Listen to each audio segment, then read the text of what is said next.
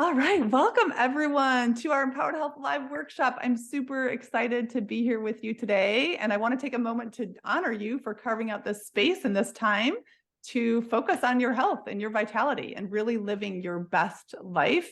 We are joined by four amazing ladies here today that are going to be jumping in to share their area of passion and expertise for how to really live with true vitality and be empowered around your health, feel your best in your body, and get some really practical strategies and tools and takeaways from today. So my name is Amanda Hinman. I am the founder of Hinman Holistic Health.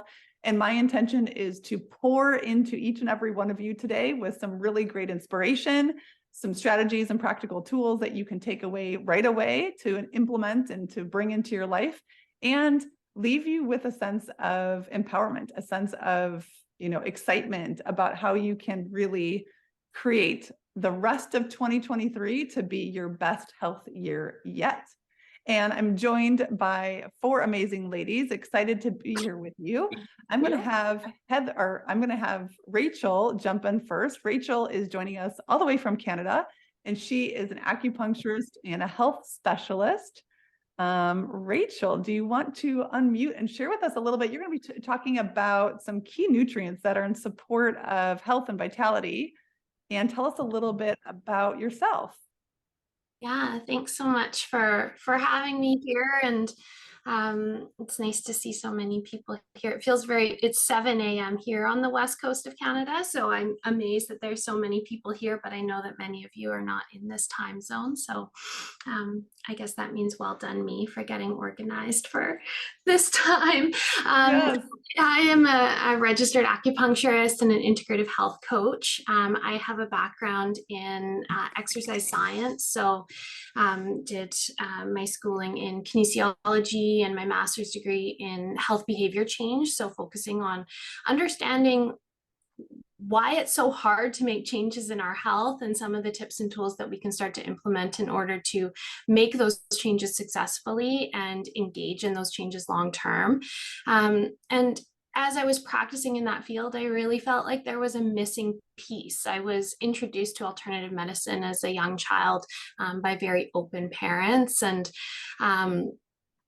it was always something that had been really crucial in my healing journey as a ballet dancer who had a lot of body issues growing up. And so when I was looking for what could fill in this missing piece, I just kept coming back to acupuncture and traditional Chinese medicine as something that had been incredibly important for me. And now in my practice, really bridge these two ways of thinking. So it's sort of that ancient wisdom blended with modern knowledge, and bringing it all together to work integratively in supporting people in their health. So I have my own clinical practice where I see patients individually, and then I also have an online business called Radiant Effect, which is a health coaching company where we focus on supporting people in whole person healthcare. So we call it the pillars of health through health coaching, focusing on how we can support ourselves in all of the different dimensions of health and well-being. Yes, I love it, Rachel. And like I said, it's oftentimes our own personal experience that makes us so passionate about the work that we do, just like in your case as well. Thank Yeah, you for sharing. absolutely. Mm-hmm. And I know today you're going to share with us a little bit about key nourishment and nutrients that are such an important part of our well-being. I know one of our Hinman Holistic key core pillars is replenish nutrients, because every single cell in the body is nutrient driven, right? So it's really vital. And oftentimes, with our busy lives in today's world, it's hard to consistently get that nourishment into our bodies on a regular basis. So I'd love to hear what is a strategy or a tool, an area of focus that you find to be beneficial in support of your clients and your community when it comes to nourishing our bodies. Yeah, I'm actually wondering if I could share my screen for a second. I would Yeah, love to show absolutely. you this really quick video that will sort of lay the foundation of my tip. So um, I had some slides, but I'm gonna derail from the slides and just pull up this video here. Bear with me for a moment. Let's see if we can do this. Everyone can see this? Yes, Yeah, we see okay. your whole screen. Okay, great.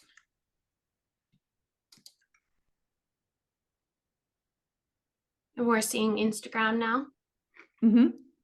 And run. Also, only eat breakfast and dinner and walk. Also, eat lots of protein and lift, and actually don't do any cardio, it's bad for your joints. Also, don't eat too much protein and make sure you're sleeping a lot, but don't be sedentary. But don't be too active, it's bad for your blood pressure. Make sure you replace all your lost salt, but never eat too much sodium. It's easy, just eat vegetables. But don't eat potatoes or corn. Fruit is obviously good for you, and also it's all sugar and it's bad for you. Sugar, I forgot to mention, is a vital source of quick burning carbohydrates that your brain needs to survive, and you should avoid it at all costs. Protein is hurting your kidneys. Make sure you eat a lot of it. Drink water. Never starve yourself. Unless you're calling it intermittent fasting, and then it's okay to starve yourself. Don't overhydrate. Being vegan is obviously the healthiest lifestyle, and also no, it's not. Fish is obviously super good for you, and it's full of mercury and killing you.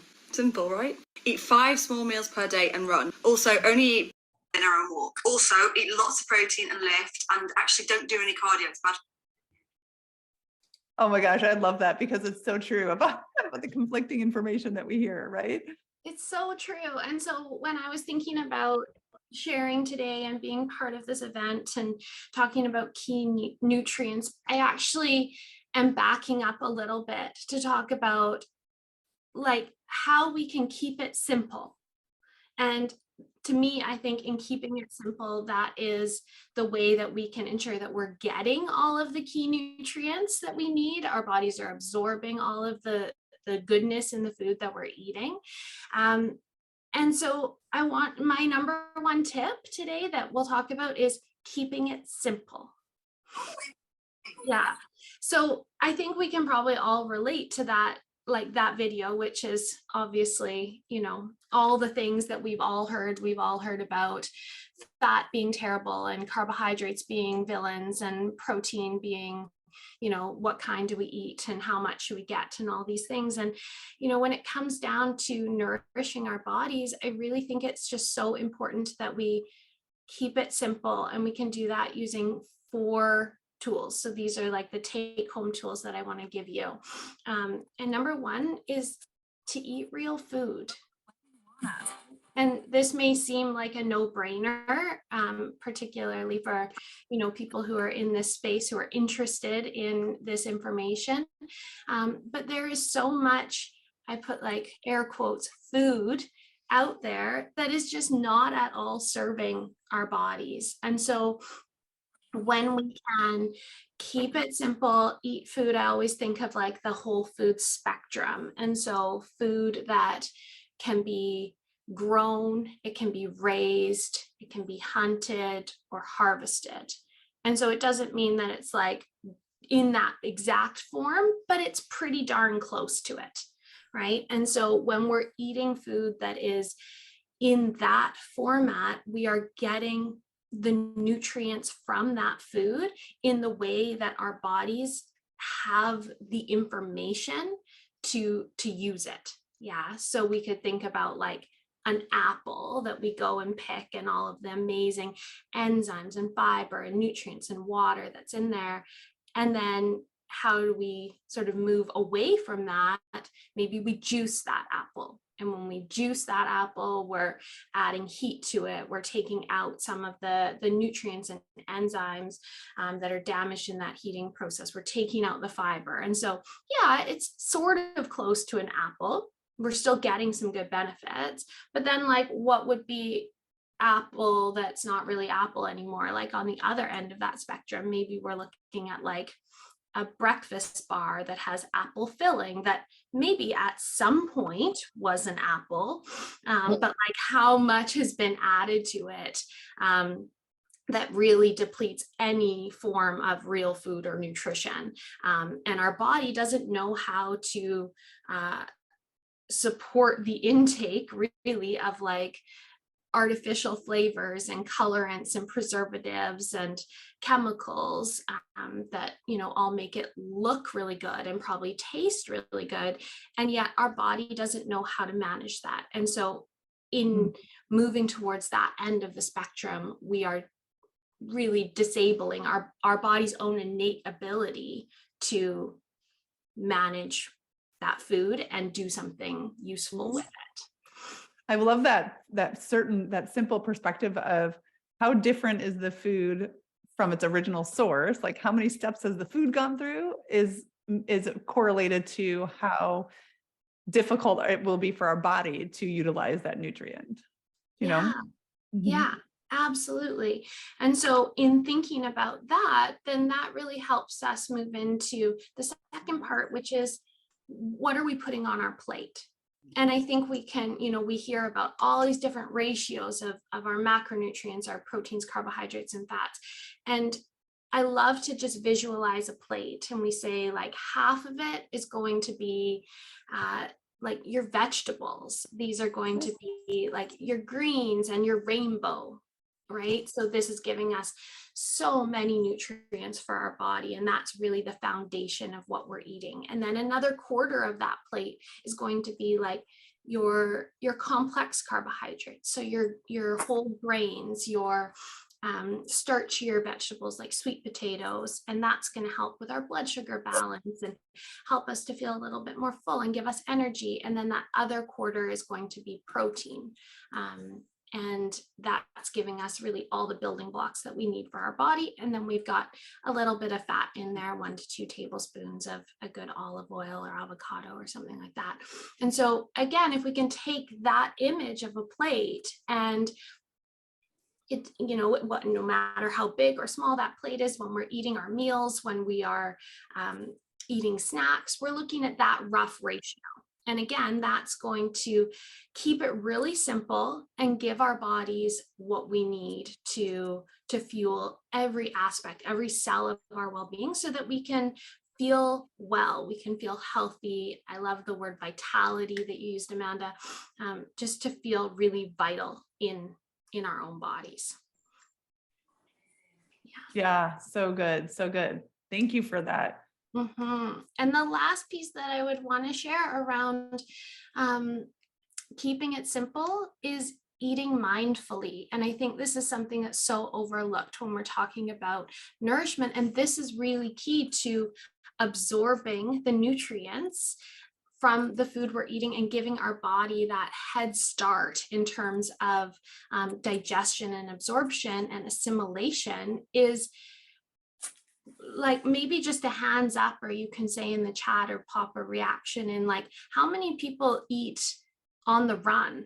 Like you eat on the go, you're eating in the car, you're grabbing something and eating while you're at your kid's soccer game on the sidelines. Like there are so many reasons why we're doing this, and it's not bad per se, but it's just an opportunity to think about how can we be more mindful in the way that we're eating. And so with that, one of the easiest tools that I would encourage you to start to implement is before you eat to take 5 deep breaths. And this may look, the sort of intention behind this may be different. For some people, it's sitting down at a table and saying grace. For other people, it's sitting down and offering gratitude for your plate in front of you and where this food has come from. For other people, it may simply be taking 5 deep breaths. And what this is actually doing is it's helping to shift our bodies from a sympathetic state in our nervous system, a fight or flight, that go, go, go mode. And it helps us to shift into what we call the parasympathetic state, which is also known as our rest and digest system. So when we have the word digest in the name of the system, we know it's really important for our digestion. So if we can take that time, that's often all it takes is 5 deep breaths. That's like 15 to 20 seconds, right? And it just gives us that opportunity to slow down, to connect into our bodies. And then we can actually move our bodies into a state where we can digest. This is going to decrease the number of digestive upset issues that you have. This is going to increase your ability to absorb the nutrition from the food that you're eating. And it actually allows you to enjoy your food more. Yeah. We're like mindful, when we're aware of what we're eating, we can taste it. We're not in a rush. We're like, oh, this tastes really good actually, versus like, how quick can I scarf this down because I've got to be somewhere in 5 minutes, right? So when we're able to support our bodies in doing what you're asking it to do, which is digest, it just takes that easy 20 seconds. So Well, and one thing I want to highlight, Rachel, that you talked about, because all of these things are probably things that many of us women have heard before. It's not necessarily new, but I love that you're reinforcing the simplicity of it because it's super impactful. I cannot tell you how many clients I have worked with over the years there where we go and we look at their cortisol levels. And when they actually see the data, then they're like, oh, wow, I can see how my body just it literally isn't given the chance to function in that rest or digest and heal state of the parasympathetic. And sometimes it's like, it takes the data sometimes for us to believe that taking 15 extra seconds is actually going to add up to a big impact, right? But I love that you're encouraging us. And I just want to reaffirm that it doesn't necessarily have to be these huge dramatic changes. It's that we just do the simple things consistently that can make a huge difference.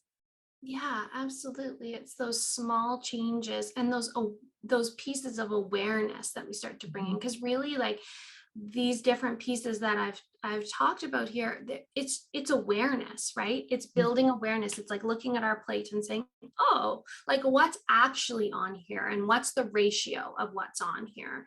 How does food make me feel? Like, that's the next sort of step of, after we're eating mindfully, it's like, how does that make me feel? Like, if I'm able to be in that slower state, then I notice, oh, when I eat this, actually I start to notice I get headaches or my tummy starts to hurt, right? So we can start to make these linkages that when we're in that like go, go, go mode all the time, it's really hard. And that's Yeah. the benefit. I'm sure many people here have done like food journals and things like that. And it's incredible how we can start to make these connections that we wouldn't actually see when we're just in that go state. Absolutely. Absolutely. I'd love to have everyone, if you have a chance to pop in the chat, based on what Rachel said of, looking at real foods, maybe you can put an R for real foods. You can put a B for stopping to take some breaths before you eat and kind of get into that parasympathetic state, or plate, a P for plate. Like, if you're going to focus on what's on your plate, what that ratio is, like, what is the thing that you can commit to? What is the area that perhaps it's not something that you're consistently paying attention to, and you could give more direct focus in either your balance plate, your breathing before you're eating, or real whole foods. Yeah. Okay. So Lots of bees. breathing and gratitude, that seems to be the number one thing. Yeah. To stop scrolling through Facebook as you eat, right? That's just reality. And I love that honesty. Absolutely. Good reminder. Thank you, Rachel. Now, I know that you may have something that you want to just make available to this amazing community of women. Do you have something that you want to share to see if they're interested in getting some other additional resources from you? Yeah, absolutely. So I'll pop the link in the chat here. And what I would love to share with everyone is a resource from Radiant Effect, which is my online business. My business partner is actually here, Meg Aris, just waving at you. Meg is Meg's an embodied movement teacher and embodied health coach. And the two of us have created an online resource called The Neighborhood. And when we're thinking about online communities, we really wanted there to be that connection. And so that's where the name The Neighborhood comes from, is we're all neighbors in the neighborhood and we're here supporting one another. And this is a resource that is entirely free. It's online, so you can work through it at your own pace. And it's a library essentially of over 30 different movement and mindfulness practices that are based on our 5 pillars of health, which are tuning in, nourishing, moving, resting, and connecting. So I It's love it. a huge array of resources, different practices, tips, tools, and an opportunity for connection. So I'm going to pop the link in here, and we would love to connect with you in the neighborhood. And it's an opportunity really to see lots of different practices and different opportunities for connection um, at no cost. So Oh, that's awesome. Thank you for your generosity. And I think it's such a great resource for us to have it. Can I have some people just, say, got it, put confirmation in the chat if it's something that you're able to access, and click on the link, and just to make sure all of our tech side is working. If someone can confirm that. Working. Thanks, Beth. Awesome. Cool. Yeah. So feel free to, just say, got it. We're going to go. And then we will have Dr. Nicole Rivera. Thank you so much, Rachel, for sharing. I think this is a huge inspiration. I know for myself, it's the reminder of slowing down at dinner time. Dinner time is always the meal that tends to be the busiest in our family between my kids' activities and things like that. So it's the reminder to stop and be present and have a moment of gratitude as we are eating dinner. Thank you so much. thanks, Amanda. And this is the foundation, right? This is that laying that foundation. And so then when you look at, I need to add in a bit of this extra food or this nutrient, it becomes so much easier because you've got the foundation there. So absolutely. It builds everything else we do. It builds when we have the foundation solid. Yeah, absolutely. Absolutely. Thanks for having me. Thank you, Rachel. All right, so let's add in Dr. Nicole Rivera, who's up next to share with us, and she's going to be talking about the link between gut health and mental clarity. And really, I've just such powerful awareness here around what we eat has a huge impact on our focus, our mental clarity, and brain fog, and all the things too. So Dr. Nicole, I'd love to take a moment to introduce you. You and I have been friends for many years, and she has actually made a relatively recent big shift. And I don't know if you want to tell us a little bit about your background and this big shift that you've made in your career lately. Yeah, sure. I find it, I'm smiling over here because I'm oh, you really eased everyone in with the first presentation, because I'm known as the truth bomber. So I'm going to apologize ahead of time, but I think you guys have a great foundation. Yeah. So I'm Dr. Nicole. I've been an integrative medicine practitioner for, it's 12 years now. It's crazy to think it's been that long. So integrative medicine, for anybody who's not aware of what that actually means, I started with really doing essentially coaching and chiropractic. That was my original degree. So doing a lot of hands-on body work, talking about nutrition and giving people lifestyle tools. And then I realized that wasn't enough. So I got into the functional medicine world. I already had a thorough background in doing lab testing. I just wasn't sure how I was going to leverage it from day one. So functional medicine essentially gives you a lot of really great tools on testing, helps you get to the root cause.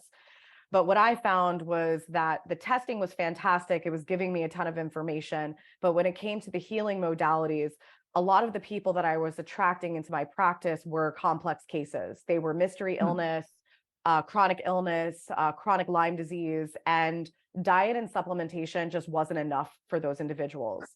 So I started to try to understand, what did I not know at that point in my career? And that is what evolved my toolbox into more of an integrative toolbox. So we had a clinic in New Jersey, which after quite a few years in practice, it ended up being 6,000 square feet. We had a full detoxification center attached to it. We had chiropractors, physical therapists, massage, craniosacral therapy, acupuncture, you name it, we had it. We really wanted to be a one-stop shop. And we did start to work with a lot of people outside of our direct community that were working with us. I think the farthest individual was in Australia. And we found that we were able to do a lot with them because of the wonderful world of virtual Zoom. But when it came to the healing modalities, that was an obstacle because they were not coming to our physical facility. So we actually created a company where we started shipping medical equipment to people's homes to help them with detoxification, lymphatic drainage, even infrared sauna blankets. We were like, what can we put in a box and get to these individuals? So in the past year and a half, we had a baby, my husband and we realized that to prioritize our family, we were going to make a very big shift in our business. And we decided to close our physical location in New Jersey, move everything to the telehealth model while leveraging our equipment rentals, as well as leveraging my husband's expertise of human behavior, which is helping people with the chronic stress that they're in, hence why they're eating on the go, living in that fight or flight mode. And we moved to South Carolina, and we have a lot more freedom in our lives. And that has actually been a catalyst to why Amanda and I reconnected, because she's like, what's happening over there? What are you Yeah, guys I was like, doing?" you made a lot of changes. What's going on? And it's interesting because we've had this concept of integrative for the body. And you guys will understand this momentarily when I get into the topic of the gut brain.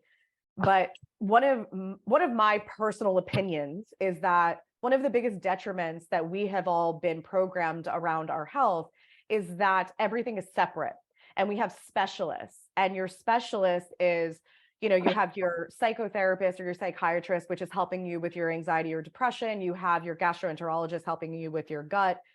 But at the end of the day, 90 to 95% of your serotonin, which is your feel-good hormone, is made in your gut. So both of these systems are very much connected, let alone the cascade of how your hormones play a role in your brain, and your liver regulates your hormones as well as your ovaries. So there's a lot of connections, and everything is truly, truly integrated.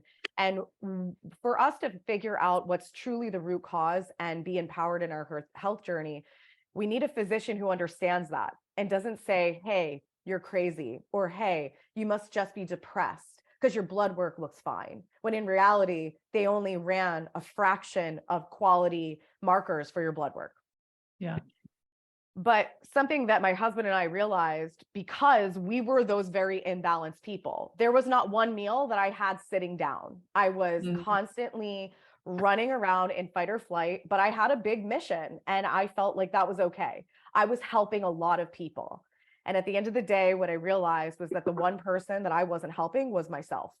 And it's not that I wasn't doing the health stuff. I was taking the supplements. I was doing infrared saunas. I was doing that.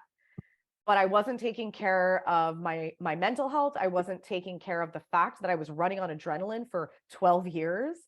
And I knew that something had to shift. And what we realized was that we were so focused on our professional bucket that everything else was put on the back burner. There was a lot of sacrifice. It was like the either or concept. Either you have a successful business, or you have a family, or you have your health.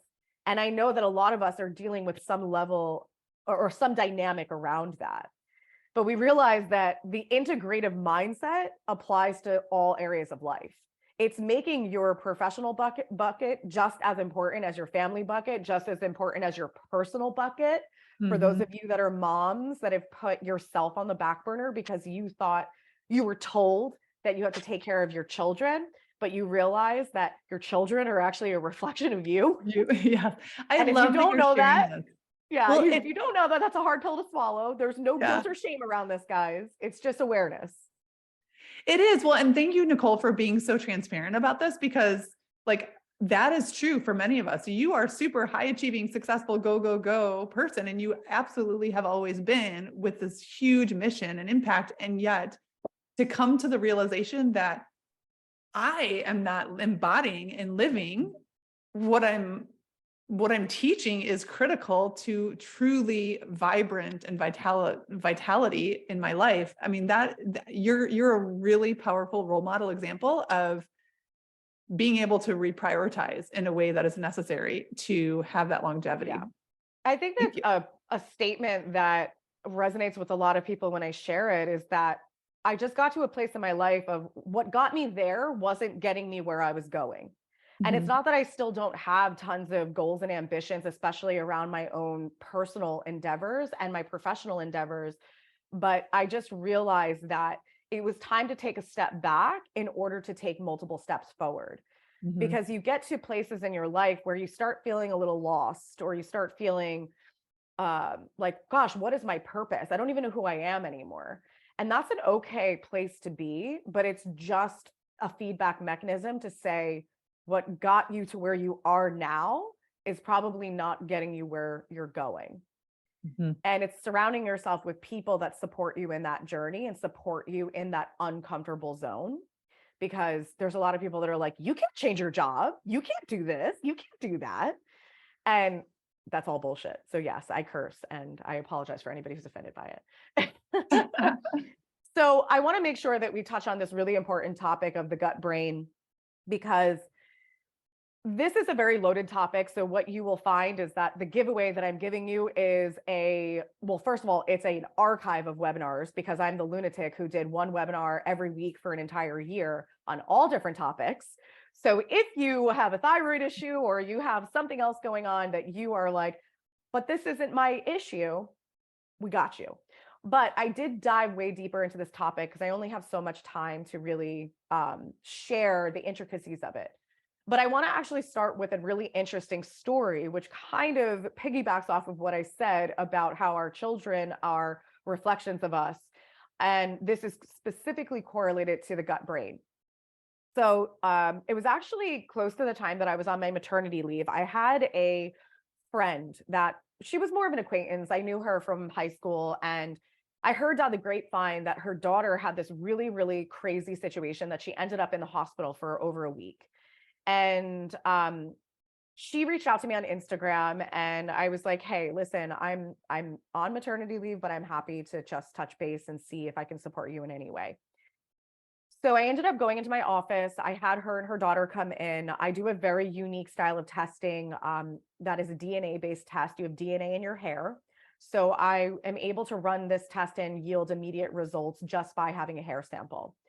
So I tested the daughter, and I was finding some very interesting things coming up in her gut. One of the specific chemicals is DDT. DDT, if anybody has ever heard of it, it is a harmful pesticide that they claim to have banned many years ago. But there are places in the world that they still use DDT. So because I knew the mom, so first of all, this young child, she was about 1.5 years. So it doesn't make a ton of sense as to why she would have DDT in her system. You know, don't get me wrong, this was in New Jersey. There are plants that manufacture DDT, and that DDT will get into the soil and it will thrive, even if they stopped producing it over 50 years ago. Wow, But that's the a long other, time. yes, exactly. Yeah, New Jersey is the mecca for all things toxic. We have Oh, great.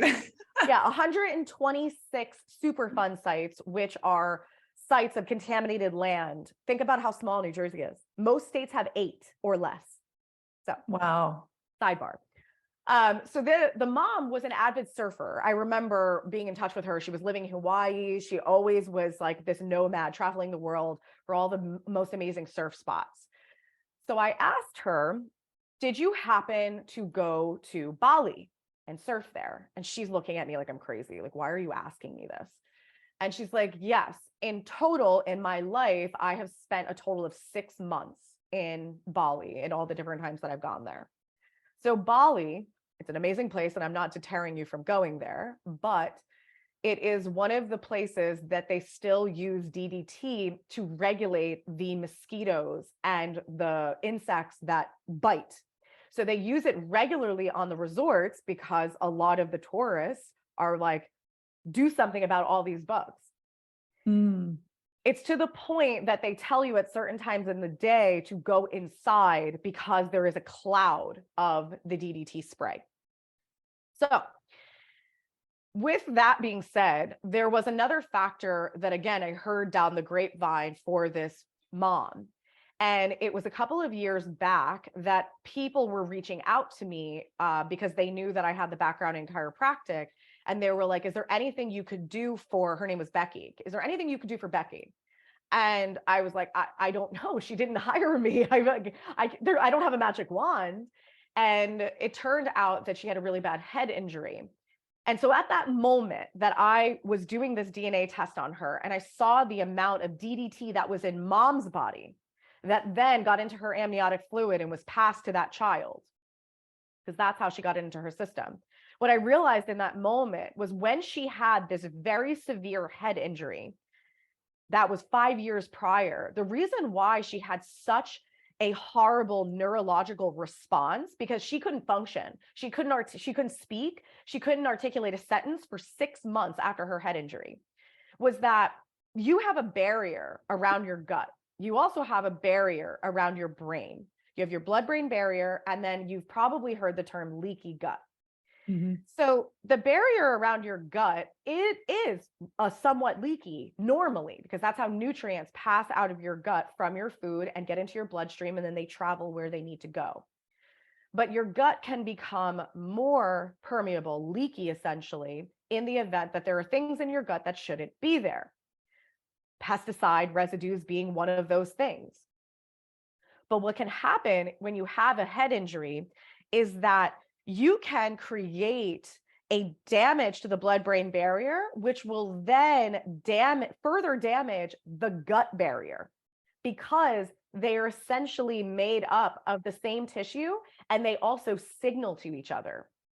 So when she had that head injury, she had essentially cracked open the barrier around her gut, allowing the pesticides to pour into her bloodstream and now pass into the neurological system, which created these massive, massive neurological issues. So this was not about healing her brain or healing from a traumatic brain injury. Yes, there were elements that were necessary for her, but this was about a systemic toxicity issue. So I share this with you because I want you to understand the power between the gut and the brain. And this isn't just about this concept of molecular mimicry that food particles are leaching into your bloodstream. That's the most common thing people are talking about. And what I find interesting that people are not talking about is the level of pesticides that are in our food. That Roundup is essentially used on almost everything that we eat. There are parasites that are present in your drinking water, to the fish that you consume, to the waters that you swim in. And yes, I am the bearer of bad news, and I am sorry, but this is all about awareness, because a lot of you are doing things on a day-to-day basis that you have no idea that are detrimental to your health. And this is where frustration comes in. And this is where the throwing in the towel comes in. I did paleo, I did keto, I ate whole foods, I did it, and I don't feel better. I don't feel different. And it's because there are other things that you haven't understood yet that are creating issues. I was a pescatarian for 10 years. I thought I was healthy, eating fish. Did I know the difference in high school and college between farmed fish and wild fish? No. I thought canned tuna was super healthy. I'm like, oh, it's low calorie. Not knowing that I was putting mercury in my system and doing a variety of other things. So you have to understand that you have an amazing community here, but essentially to be healthy nowadays, you have to be your own advocate. You have to do your own research. And you sure as hell can't believe everything that mainstream companies are telling you and mainstream media is telling you. Because one of the things that I hear very often is, if it's really that harmful, aka like a pesticide, how can they put it on the food? I'm like, well, that's a rabbit hole. Do you really want to go there? Because your whole world will be rocked if we go there. But it's also understanding even gluten-free products still have a small amount of gluten in them. They're allowed to have 25 parts per billion of gluten inside a gluten-free product. So there's a lot of gray, let's put it that way. Things are not as black and white as you hope them to be. And the other thing that you were mentioning about this, like go lifestyle and the cortisol levels, I thought was a really important topic as well, because what I would even share in relation to what Rachel was talking about is nobody eats breakfast. And that video was so on point with like, well, don't starve yourself, but if you intermittent fast, it's okay. And what it comes down to is that if you do have things going on in your gut, maybe it's mild indigestion, heartburn, maybe it's a little bit of bloating, maybe, you have some food allergies, maybe you get really bad gas, maybe you don't go to the bathroom every day. You're supposed to go 3 times a day, by the way. That usually rocks people's worlds as well. You have to understand that there are a lot of organs that are connected to your small intestine. Your pancreas is one of them. Your pancreas regulates your blood sugar. Your pancreas is also an endocrine organ. So insulin is a hormone. So this plays a role in your brain. This plays a role in your hormones as Yep. women, especially. So if you are someone who wakes up in the morning, you don't have an appetite. If anything, you're like, oh, I can't even think about breakfast. You have chronic low blood sugar. And what happens when you eat is you spike your blood sugar and it crashes. And now you're looking for a midday chocolate, a soda, a coffee, something to give you a boost. But simply by eating something that is fat and protein packed in the morning, you can actually massively shift your appetite for the rest of the day and also massively shift the regulation of your blood sugar, which will massively affect how well your brain functions. So that little tweak can make all the difference. Yeah. And what I love what you're saying here, Nicole, is about how interconnected everything is connected. There's no such thing as like looking at things siloed and separate. And I'm curious because it can be, what you said is absolutely true. There's so much more depth in all the different topics. If we're looking at food, if we're looking at our environmental toxic exposure, all these different things, and that can be overwhelming in and of itself. So I'm curious what your advice is or what your suggestion is when somebody's feeling like, oh my gosh, like everything is bad for me, so I don't even know what to do, of how to start to approach becoming empowered and how to maybe take consistent action in a way that's going to be supporting your vitality. I think the most important thing that I talk to people about is that just understand. So yes, there are chemicals all around us. Yes, there are a lot of chemicals on our food. That is a truth. It's a hard truth, but it's a truth. But what you need to understand as well is that your body was designed to get rid of bad stuff. That is why you have an immune system. That is also why you have your liver as a major detoxification organ. Your kidneys are a major detoxification organ. And your lymph nodes, your lymphatic system is a major detoxification system. And they all do work together. So the thing about this is that your body was designed to get the bad stuff out. But think about it this way, is you can go and buy the best vacuum. You could go buy the Dyson. What are those things? Like $600? Yeah. So ridiculous. So you go, you buy the fancy schmancy vacuum and you use it. And it's like, it works great. You keep using it. The filter is now getting full. And so you're a weekend, the filter is full, and you could easily say, my vacuum doesn't work anymore. But there's nothing wrong with the mechanics of that vacuum. It's just a simple concept that the filter is at max capacity. You need to dump the filter, and now it will resume working fantastic. This is a concept that nobody has taught us about our bodies. Yes, thank you. That's a really great analogy. Yeah, it's a concept that nobody has taught us. But we have conditions like fatty liver. We have conditions like non-alcoholic cirrhosis of the liver. Okay, so if the primary thing we're taught is alcohol is bad for your liver, then why does non-alcoholic cirrhosis exist? Because of all the other crap we're getting exposed to that nobody's talking about. So the same thing happens with your kidneys. Your kidneys are a major filter. They can get taxed out, but also if you have reoccurring urinary tract infections that have moved up and become kidney infections, you could develop scar tissue, creates obstacles on how well your kidneys are filtering things out. If you have blood pressure dysregulation, high or low, that is a kidney issue. If you have burnt out adrenals, your adrenals sit on top of your kidneys, it will affect your kidneys. So you just have to understand that there's two major factors. Is one, ungunk the filters, get them cleaned out. Sometimes you do need to source mentorship from some type of practitioner to figure out how to do that effectively so you're not wasting time and money. But then it's also this world that we live in with this like hustle culture, especially if you have a side hustle, if you're an entrepreneur, if you're a driven individual, or if you have a boatload of kids. You know, we're in this world that it's like, don't slow down, stay connected, don't take a break from your phone and compare what this person is doing, but you call it market research. You know, it's like, there's so much overstimulation. And I lived in Jersey, like I worked with tons of New Yorkers. I can handle stress. No. That's not No. how this works. Yeah. Your body's physiology does not handle stress. Genetically, you may think we have evolved since cavemen, but genetically, we have not evolved since cavemen from the perspective of what our bodies perceive as a threat. Mhm. So it's a matter of understanding that the email that you just got from your boss that was passive aggressive still is equated to a stress response in your body. And if you are Mhm. burning the candle at both ends, but you're calling it like, but this is good for my family, AKA is mom doesn't get a break, dad doesn't get a break. It's, sports, this, that, work, clean. You're burning the candle at both ends. And you have to understand, if you stay in that chronic stress response, it doesn't matter how great you eat. It doesn't matter how many supplements you take. You're going to consistently hit that roadblock.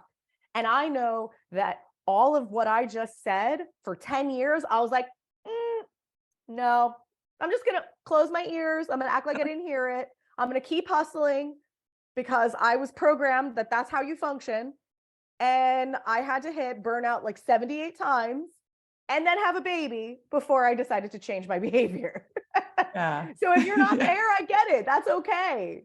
That's okay. So it's definitely a lot of factors to consider, but trying to do whatever you can do, one micro step to de-stress. If that's like giving yourself 20 minutes by yourself, doing something you like doing, not something that like somebody told you to do. Oh, you should meditate. And you're like sitting there, you're just like, I want to die. I hate this. Like, do something you like doing. And also consider this concept of ungunking your filters. It could Mhm. be as simple as a liver supplement. It could be a little like mini detox, a 21-day purification cleanse. Standard Process has a great option. Cellcore has a great option. There is a lot of things out there nowadays that can give you that little reboot that you need. Yes. Oh, so good. So good. Someone is asking for you to reaffirm, what was the one tweak you said that makes a big difference? I think it was when you were talking about breakfast and having breakfast in the morning. Breakfast. For regular Yes. blood sugar. I don't know if anybody has ever, this happened to me. And when I share it, a lot of people are like, oh my gosh, that did happen to me as well. So, when you go on vacation and you have, like most people on vacation, you're eating way more than you normally do. Than you normally would. Mhm. Yeah. And especially if you're with family, you get up, it's like a little lazy morning, but you all go for breakfast together. So I was found on vacations, I ate way more than I did in my normal life, because normally I was getting up and running out the door. And I would always find that I lost like a little weight or looked a little bit more toned on vacation. And I was like, I ate so much food and like had more cocktails than normal. Like, I don't understand. Like, how does that happen? And then there was the time in my career that I started to truly understand the blood sugar crisis that I was in, for that honestly was from college as well. And Mhm. that when I ate more, especially when I ate breakfast, it was a game changer for my energy, how I felt, and also even just my physical physique. So Yes. protein and fat in the morning is very, very beneficial. That doesn't mean you have to eat eggs every morning. Something that I make very often are little turkey meatballs with sheep feta cheese and oregano.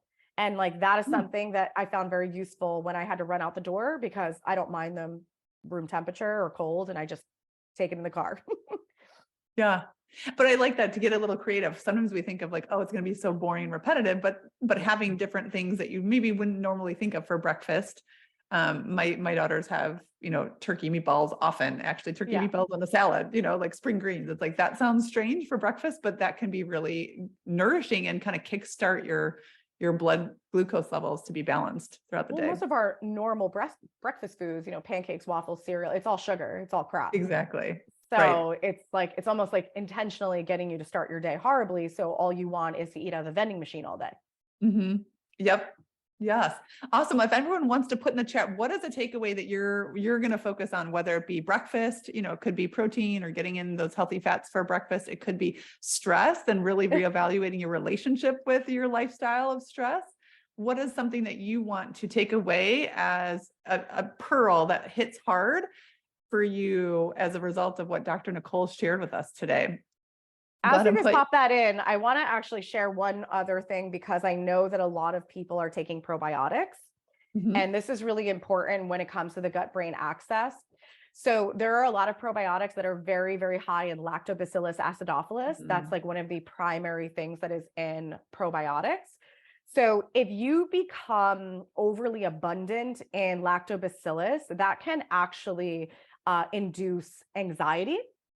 So I share this with you. If you are someone who's been on the same probiotic for an extended amount of time, you might want to rotate probiotics with probiotics that also have other strains like bacillus. So that's one thing that I want you guys to keep in mind. The other thing as well is probiotics. If you are taking them, leveraging them, you ideally should be taking spore-based probiotics. And if you start looking for spore-based probiotics, there are not many companies out there. The two that I love is Megaspore Biotic by Microbiome Labs, as well as CT Spore by Cellcore. But these are things that actually make their way through your small intestine to actually inoculate those probiotics into the colon, which is where you actually want them. Mm-hmm. Yes, thank you for making that distinction. And I think it is helpful for people to recognize that it's not necessarily just keep taking the same probiotic or the same supplement indefinitely. Sometimes we think like, oh, this was something that I heard about was good.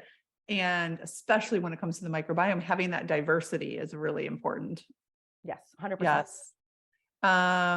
Okay, awesome. Great insight here. And again, if you want to put in the chat one more time that access to the library of webinars, we can have people, just confirm that they're able to receive that. I think you. Yeah, Kayla's here. So Kayla, if you could drop that in, that would be amazing. And then the other thing too that I forgot to mention is back in the day, in the many lives that I've lived, I wrote a cookbook and it's an ebook. So you guys can also get access to that. So you have some more breakfast options. Oh, So awesome. Thank you. That's awesome there. generosity. Yeah, I love it. Cool. Well, Kayla's going to pop that in. Oh, Beth looks like you have a question. Just a quick question. We were doing it in the chat. Was it acidophilus or lactobacillus? Lactobacillus acidophilus. So both. Oh, there you go. Thank you. Yeah. Yes. Wonderful. Thank you so much, Nicole. This is, I can see from the chat, people are getting really great value and insight from this. And I think just your story personally is such a message of inspiration for how we can keep our filters clean. I love the idea of the comparison with the vacuum cleaners. It's not that the machine is broken, just make sure you're supporting the filters, lymph system, you're not broken. kidneys, and the liver. Yeah, exactly. Awesome. Awesome. Thank you for having me. My pleasure. My pleasure. Well, we're going to have Tara speak with us next. And Tara, I love her message. She is definitely going to be somebody that will get you fired up because she is super passionate about helping women to live with passion. And a lot of what we're talking about when it comes to getting out of that stress response, that sympathetic stress, is being able to tap into what is our true joy? What is going to get us into a flow state where we can feel creative, where we can feel meaningful and purpose. And that does wonders for the physiology and the biochemistry in the body, as well as just your level of contentment, engagement with life. So Tara, welcome. So glad to have you here with us today. Hi, Amanda and everyone. Can you hear me okay? Yes.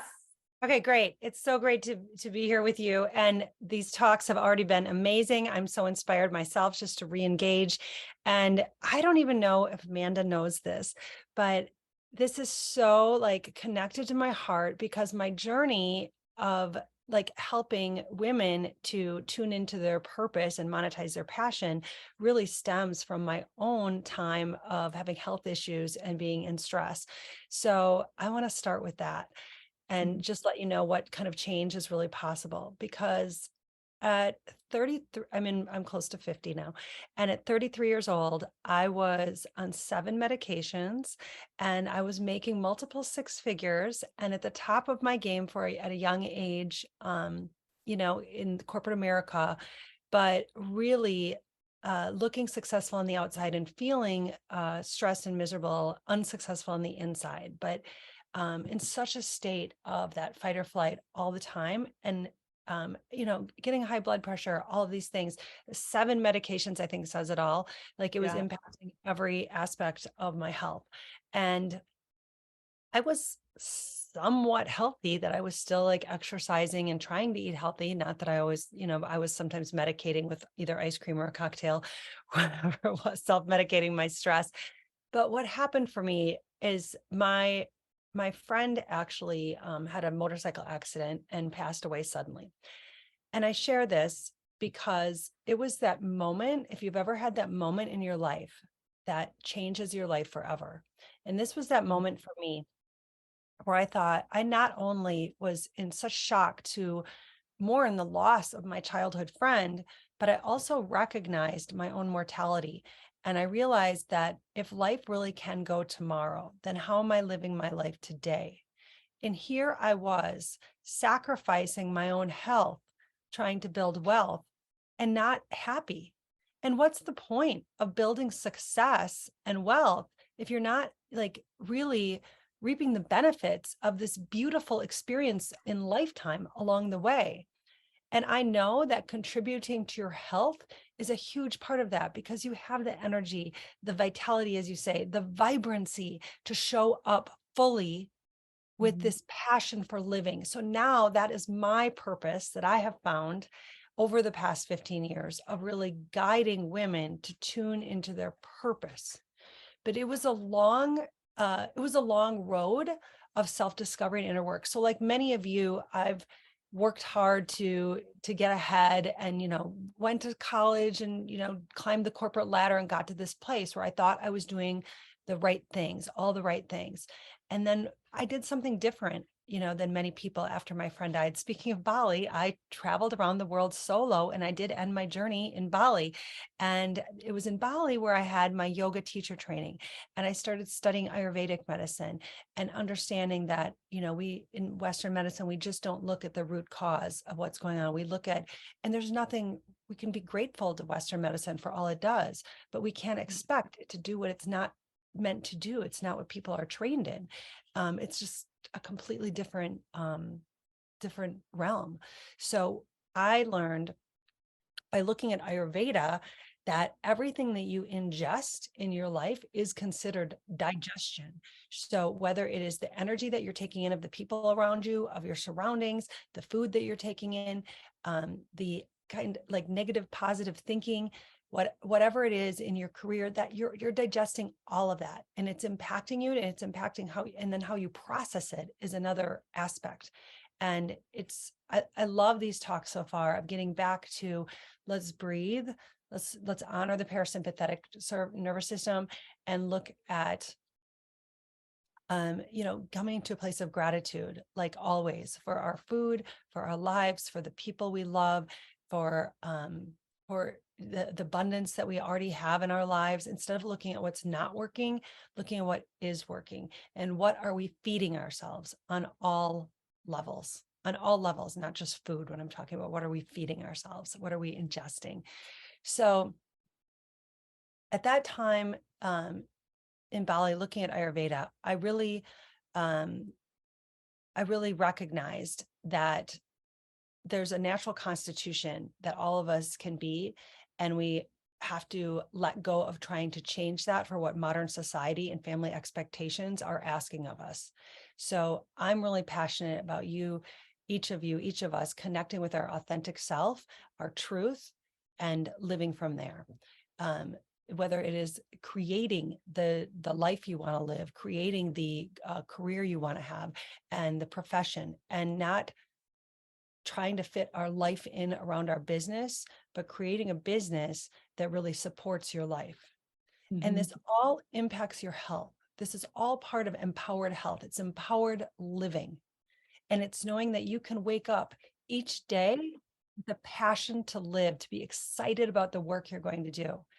And I find that when you tune into who you really are without apology, you create, maybe it's creating a business or just creating a profession, a life that supports you in this.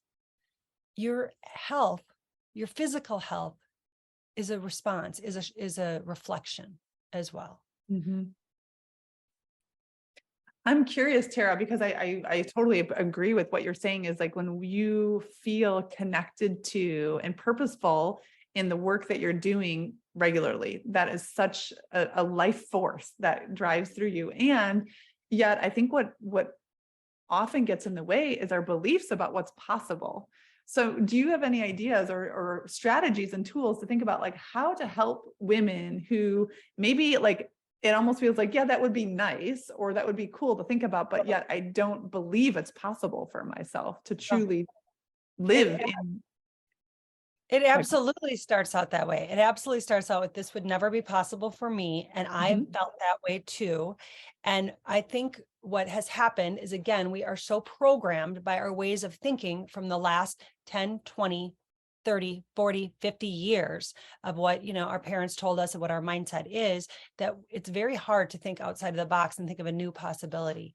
So I'll Mhm. share with you this moment that I had in Bali, which is so interesting that Dr. Nicole was talking about Bali. I'm I like, oh know. my I thought of that when you said that. I was like, oh. yeah, so because Bali is a place near and dear to my heart because it was where I really tapped into the studies of Eastern philosophy, methodology, and ancient yoga principles.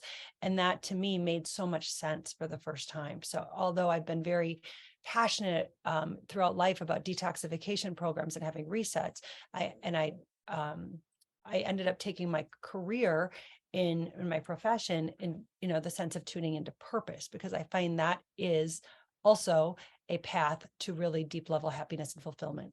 And as women, it changes throughout our life because we might have a purpose to motherhood, a purpose as a partner, and then that transition happens, and it's like, what's my purpose now? So to get more direct with your question, Amanda, I have what is the dream methodology that I've created over the last 15 to 20 years of working with hundreds of thousands of women around the world. And what I'm going to be sharing that in my gift to you today as well, with a free downloadable, as well as a 5-day journey that I have coming up in a couple of weeks. But I want to tap into a moment of it now. It's really getting like, actually, let me back up and tell my story for this. So I was in this yoga teacher training, which was literally a boot camp. It wasn't this fun doing yoga in Bali. It was hell. And it was hell because I was being tested and challenged physically, mentally, spiritually. I mean, against all my beliefs regarding eating, regarding how I was brought up in religion, and just physically, sometimes 4 a.m. mornings, 6 a.m. mornings to 10 o'clock at night. So it was really and Wow. gurus around the world like coming in and giving you so much information. So it was really a powerful journey. It was a powerful experience that started my journey. It was the kickstart to my journey. But I didn't know that at the time because I was a corporate Midwest woman who had always been trained, work hard, get ahead. And this is what you went to college for, this, and climb the corporate ladder. So I had a day off, a Sunday off on this boot camp. Well, unlike most people on a day off, I decided to hike a volcano. Not just hike a volcano for a few hours on a path, which I imagined it would be, and I'd get there at sunrise, it'd be beautiful, and I'd go lay on the beach. But instead, I did this, what I didn't know I was getting into, this like 10 or 12 hour, it was 11 hours. It was an 11-hour hike. And it was up and down trenches. There was no path. There were monkeys chasing me, trying to steal my food. And I was scared of the monkeys. I had a guide, but it was this crazy experience. And I share this because it happened to me, and it was a metaphor for what we're all going to go through in life, is we show up for what we don't expect. And we have to have this connection to perseverance and commitment and dedication to what's on the other side of it. Whether it's the sunrise, whether it's the feeling of accomplishment, whether it is making that change as the example for our family and friends, or impacting other lives. When you connect to purpose and you get really committed to your why, then you become unstoppable. So at the end of this hike, they drop us off. I mean, it had been 2 in the morning till now 2 in the afternoon.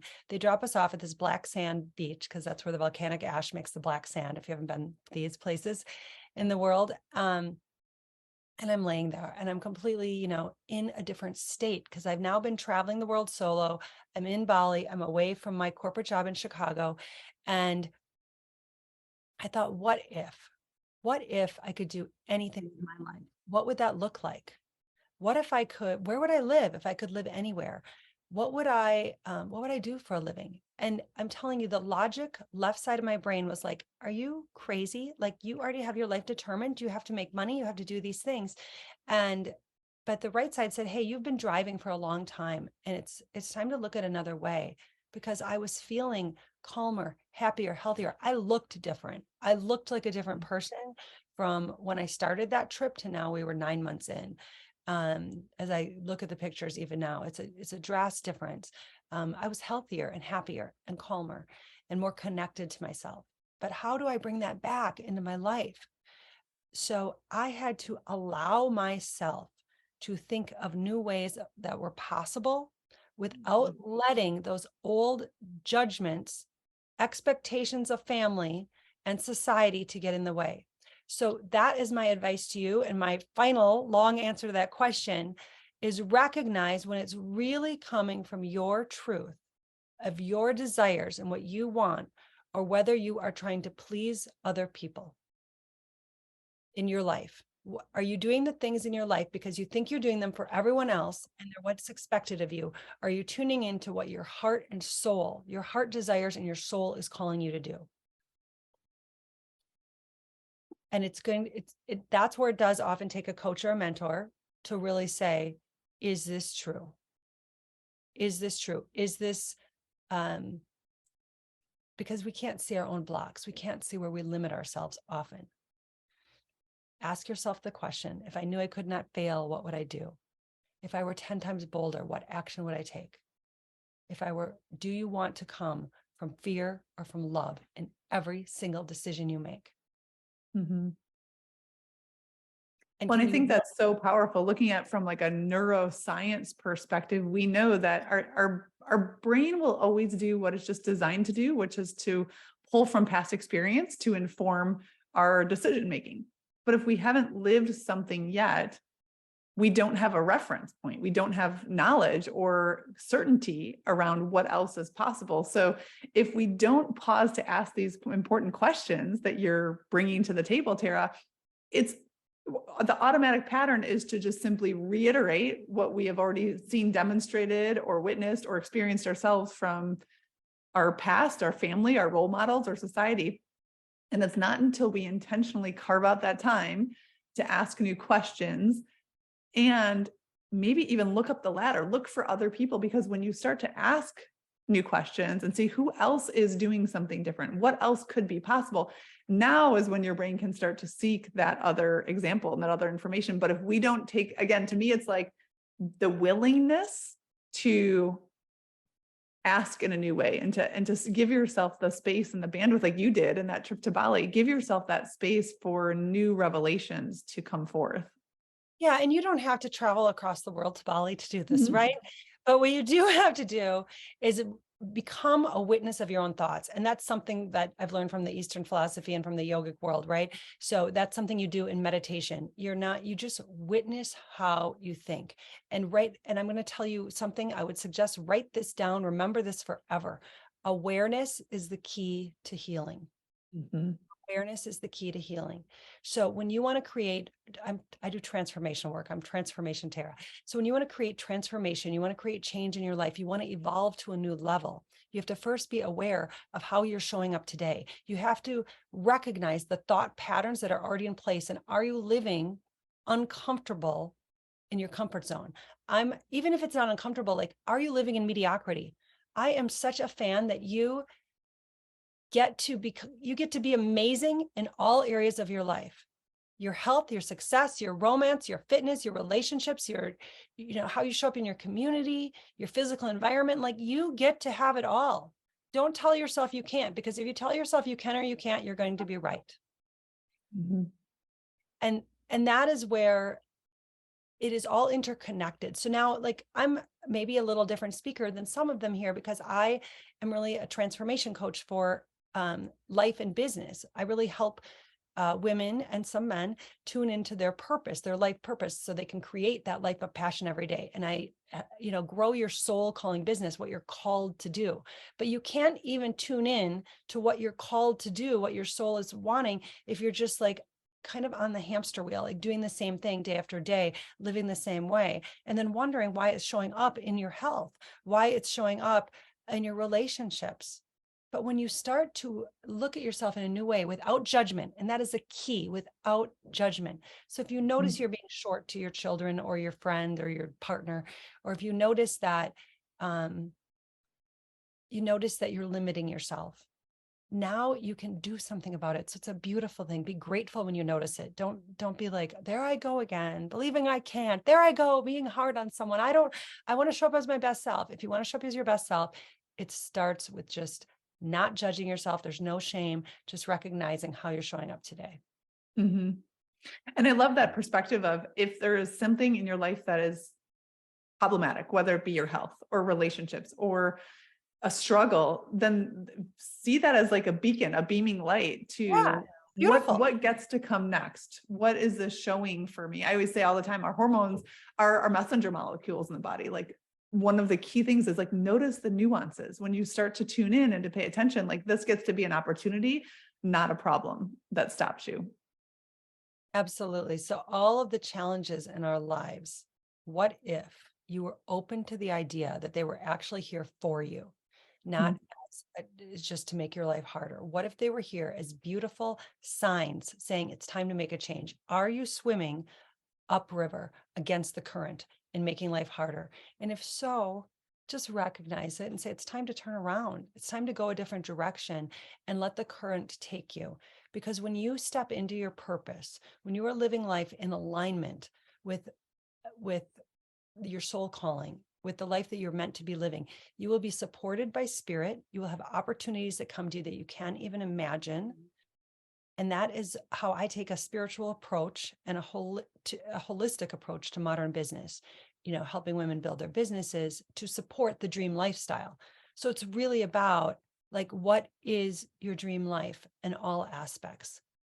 Love yourself enough to do the things that give you your dream life. Like, love yourself enough to say, I want to be healthy. I want to be the example for my children, for my grandchildren, whatever it is. I want to be able to make money doing what I love, and have this next chapter of my life be the one that's of significance, the one that's of deep meaning, the one that I get to do for me. Because a lot of us have spent a lot of our lives living to help others, right? Like, when does it get to be your time? Yeah, what a powerful, inspiring story you have. And again, it's in alignment with, when we do tap into and give ourselves permission, then we get to live in that parasympathetic state more often, which is how our bodies are designed to operate, right? It's not supposed to be the hamster wheel stress of go, go, go. And it's a choice. It gets to be a choice. Well, that's the question, what if success could come with ease and flow, not stress and struggle? And that I'm really passionate about bringing that to my clients, because I lived the life of stress and struggle. It was like always constantly pressure. Like, it was crazy. I felt like I couldn't go to the bathroom without my BlackBerry. We had BlackBerries at the time before iPhones. And because there was so much going on, I was so important. And what part of you is that feeding? Is that really, yeah, it's feeding ego, not feeding soul. And right now you want to be in a space. Now I do work that feeds my soul. So I would want to open it up for any questions. As Yeah, well. I was like, anyone have any questions? And please feel free to share. I know, Terry, you said you have your 5-step connecting with your passion gift that you want to share. I think that would be a super powerful resource and tool for these ladies to access. If you want to put it into the chat. Yeah, manifestmydreamlife.com will get you there. I just typed it in the chat. I hope I got it right. I typed it quick. Yeah. Okay. If anyone wants to confirm and type got it, then we know that you're able to access that and get it. But do we have any questions? Anyone here before we move to hear from Amanda next? Yeah, I'd love to have any questions or comments and see if this has supported you in any way, or opened something up for you, or any takeaways. That would be really helpful. And if you go to the manifestmydreamlife.com, that's a free event. Let us know. Just say got it in the chat, please. So let us know it's working and I have it all correctly. And you'll have a free downloadable there that will give you the 5-step process as well, to tuning into your purpose as well, and creating a life of passion and creating prosperity with that. But in addition, I mentioned that I have the dream journey going on in 2 weeks. So you'll tune in for an hour a day where we'll do this like deep level coaching as a group. And it's just something that I'm sharing with generosity. So feel free. Okay. Awesome. I love to see- Awesome. Thank you, ladies, for confirming. And Tara, you're such generosity. I love it because plugging into this work, I've been at one of Tara's workshops. And again, it's just so powerful to carve out the space and give yourself the time to sit with and explore what is possible and what does your soul want you to hear that maybe you haven't allocated the time to listen yet.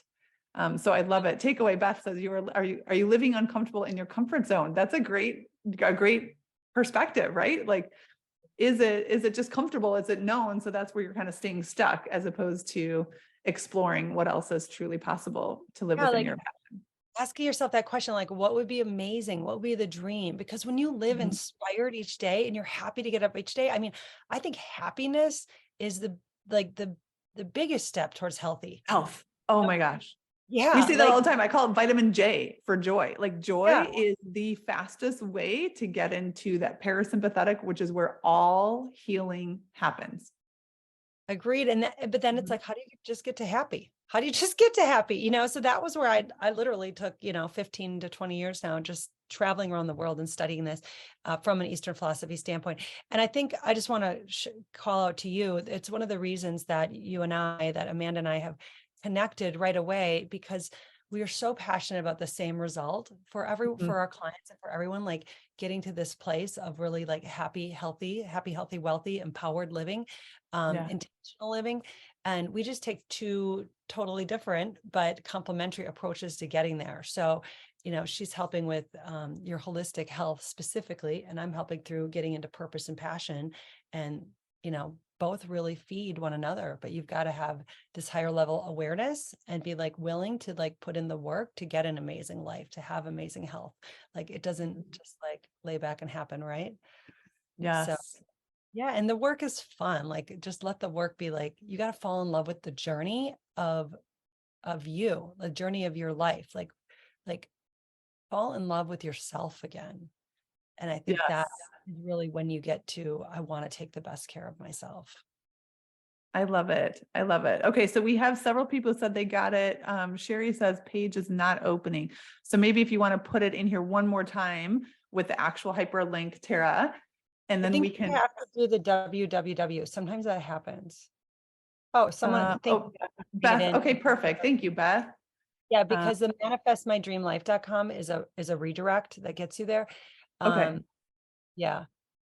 That's where it ends up. Thank you, Beth. So we have the link in the chat for you. So yeah, please check that out. I know it's such powerful work. And thank you, Tara, so much for sharing your inspiration. I mean, your story is truly, I think it's whenever we can see examples of women taking that bold action and doing things outside of the norm, I find it to be vastly inspiring. So I appreciate you and so glad you were here to join us today. It's my honor to be here. Thank you, with all of you, and to be in in collaboration with you, because you're definitely a beacon of health and joy and light for everyone too. So thank you. And thank you all for having me. And I'm so excited to connect with you more. Absolutely. Absolutely. And now we have Amanda to take us off into owning your style and really feeling amazing in your look, in your clothes, and just, I mean, showing up I think it goes so much more. It has to do with our style and our clothes and our look, but it's so much deeper than that.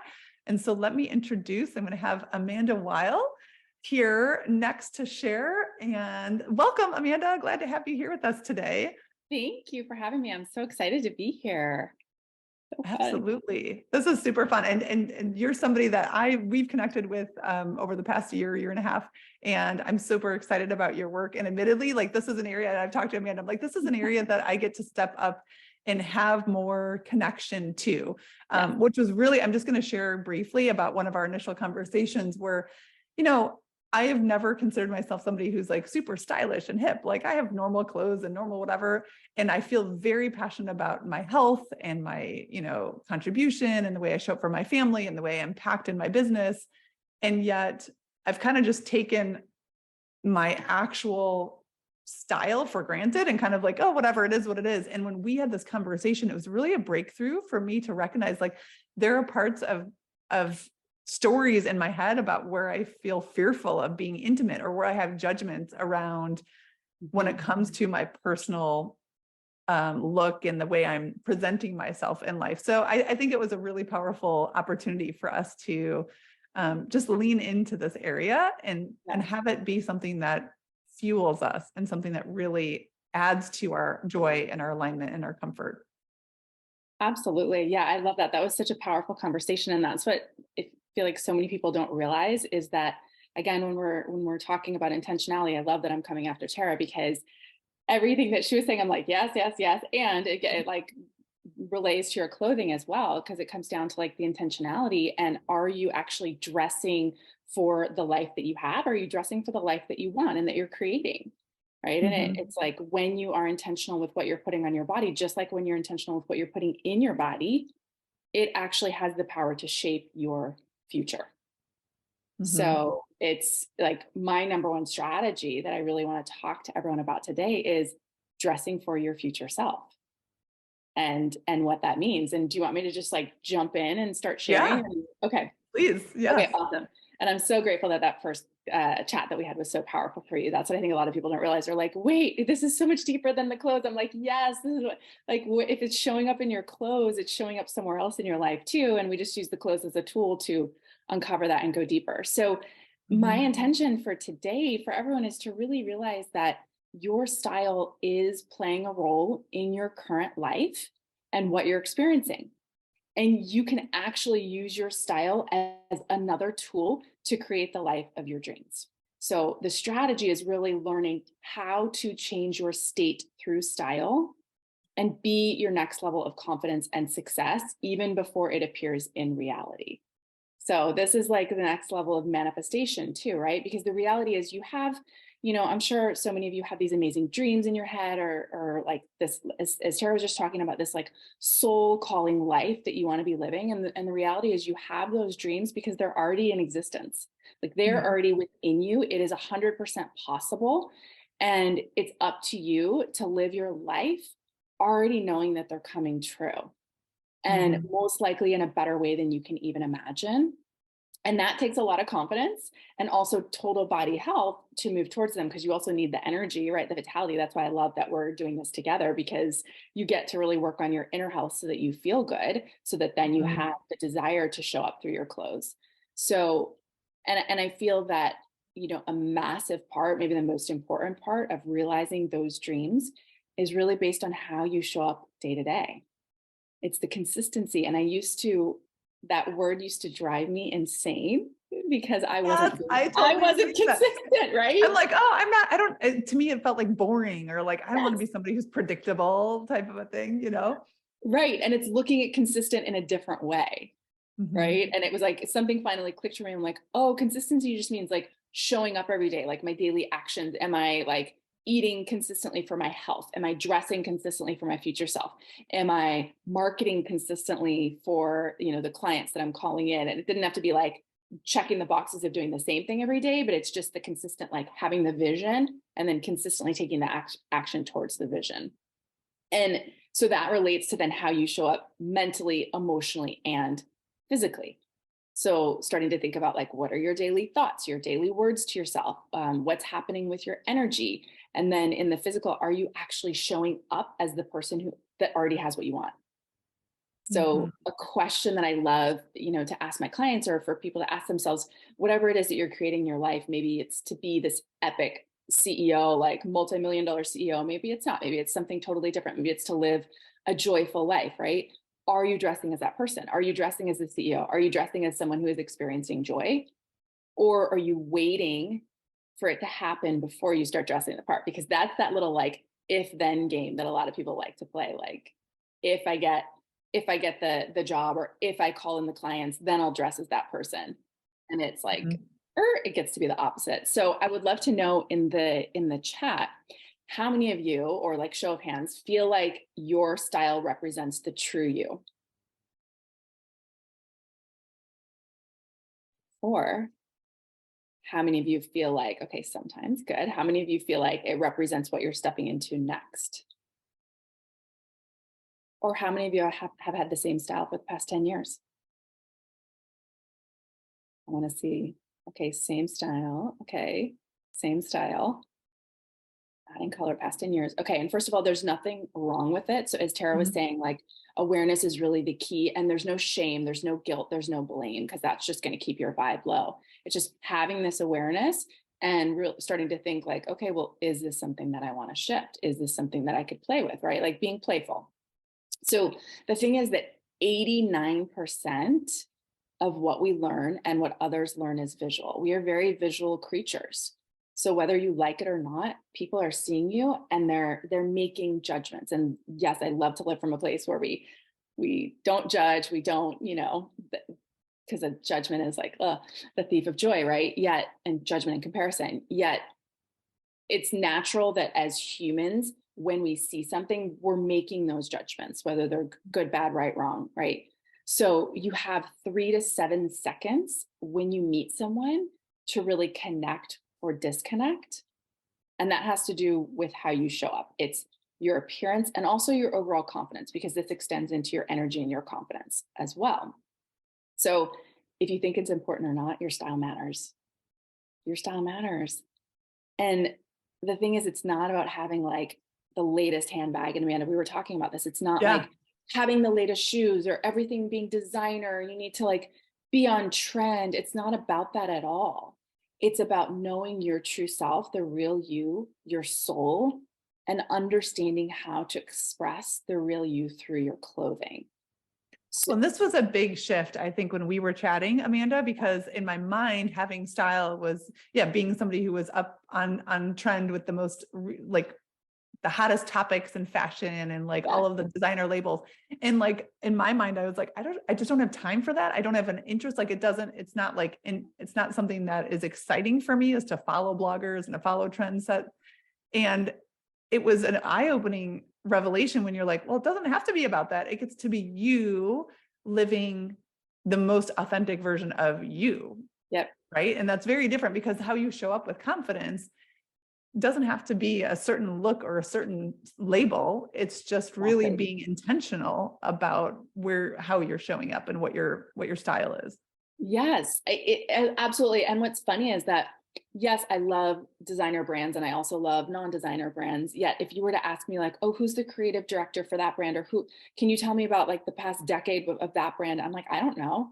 I don't even go down that road, right? Like it's not worth my time either. I'm like, no, that's not it. It's more about the transformation that happens on the journey, right? It's like my time is more focused on helping my clients elevate into their next version, not like going down the rabbit hole of the designers. And it's interesting because for a long time I thought I couldn't be a stylist because I didn't know all that stuff and I wasn't in that world. And it was when I had the realization of, oh, there's actually massive transformation that happens when people focus on their style and when people focus on their clothes. And when I do as I was doing the deeper work on myself, realizing I could bring it into style, that's when I was like, oh, okay, maybe it is time to leave corporate America and like go down this path. And then it's just over the past 10 years, it's just gotten deeper and deeper and deeper, the work that I'm able to do with the clients. So it's interesting, right? So if you guys are feeling that way, like, but I don't want designer, cool. I felt the same way and I worked through it and launched a career. So it doesn't have to be that way. It's really like what you were saying, when your inner world and your outer world match, because that creates the authenticity in how you show up. And it's that authenticity that creates the confidence. And as you know, so what we're talking about, like confidence is the key to everything. And it's not always that you need another skill. It's really like you need the confidence in yourself and that what you desire is achievable. What's Tara saying? Dressing for masculine and feminine. Yeah, that's interesting too, when you start to play with that. And it's interesting because when I was in corporate, I did dress much more masculine because that's a very patriarchal society. And I wanted to fit in, and I was climbing the corporate ladder. So there was so much more masculine dressing that was happening. And then as I've left, I've really embraced the feminine. And it's really fun to play with clients on that too, and kind of the back and forth and the mix. And when you really need to step in a little bit more to your masculine and you use your clothes for that, or when you need to step in a little bit more to the feminine and you wear something more flowy for that. So I will share. Can I share? Sure. Yeah, just to ask you a question and kind of help support along the way. Like I think I always dress pretty masculine in corporate, like all black and always you know, a lot of suits. But then even in my personal life, as I moved out of corporate, I just, like I just mentioned, my friend died on a motorcycle and I ride motorcycles myself. And a lot of times like black and sometimes black leather and things. And it's a different feeling you have when you're in that. And I feel like the feminine part of me has suffered a bit because rising in business, like you said, was masculine, and even being like the strong woman, it's been this like strong, kind of tough exterior. And I'm trying to open myself up to, you know, more girly and pink. Not a lot of pink Yeah. yet, but you know, I'm and- just curious what you had to say about that. Yeah, and it doesn't even have to be pink, right? I love Right. what you just brought up too, because it is so much deeper than just your clothes. It is how you feel wearing them, right? It's like your overall energy. And when we wear certain things, like leather is great to wear for protection because it's a very strong material. So I always say, like, if someone is going to do a big presentation and they're feeling nervous or they're feeling like they could be judged, great, let's add some leather to your look. Maybe it's like a leather dress or a leather blazer because that offers a lot of protection. If there's a way to do that, that's also feminine. And yes, it's like understanding that the clothes that you're putting on your body are going to make you feel a certain way. So bringing back in some of that feminine energy is definitely going to bring in the flow with what you're wearing. So maybe it's even playing with like different accessories or throwing on like a fun skirt under the leather jacket with the leather moto boots, right? And being able to curate your style in a way that feels a little bit more feminine too. Because your clothing and your style and the intention in which you show up is what actually elevates your soul. And I shared those stats about the impressions that you're making on others, yet even more important is the impression that you're making on yourself. And I think this is where a lot of people kind of forget that it's not about dressing for other people, it's about dressing for yourself and how it makes you feel. So let that take some of the pressure off as well for you. Because when you're dressing for yourself and when you're like getting up and you're putting something on because it feels really good on your body and that's how you want to feel, that is what helps you become magnetic for the people and opportunities you wish to attract. So let me know if this is making sense to everyone. Because if you think about it, everything is made up of energy. And so if you're actually putting things on your body that make you feel good, you naturally elevate your vibe. So it's just like nourishing your body with high vibe food. And I see too many women deprioritizing their style and how they feel and how they look for other things on their to-do list. And it's like they aren't worthy of investing the time and money into themselves if it doesn't feel like it's directly impacting their business.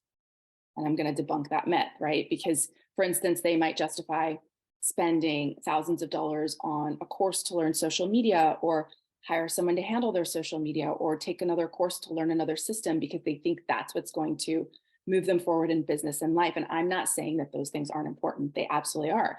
Yet oftentimes what I find these women are missing is the focus on who they are being in their business. So how they show up every day and the message that they are sending the universe and their subconscious based on how they're dressed. Because we're always manifesting. Even when we are home alone, sleeping in our bed, we are manifesting. And I had a client that I was working with and something that she hadn't even thought about was her pajamas. Like we were revamping her wardrobe and I was like, tell me about your pajamas. And she's like, oh, I sleep in an old t-shirt, whatever. I'm like, whoa. You have a honey that you're like working on, you want to be engaged to your honey. And I'm not saying you're doing it for him, but like, let's think about this, right? What does that relationship look like when you are engaged? And she's like, oh my gosh, I'm wearing silk pajamas. I'm like, great, let's go get you some silk pajamas. And they just got engaged. So it's like, it's beautiful things like that. So it's also about understanding your soul well enough to understand how it wants to dress. And I think that's really the deepest act of self-love and self-acceptance is listening to your soul.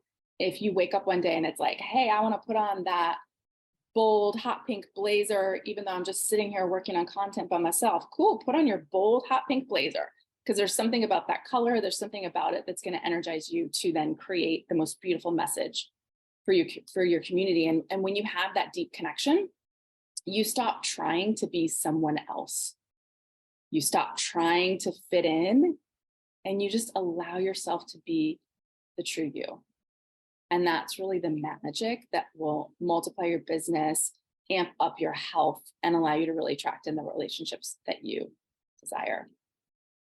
So I always like to say, think of your clothing as your physical vision board, because you're declaring to the universe how you choose to show up and thus how you choose to be treated. So do you feel good in your clothes? Do you feel good when you look in the mirror?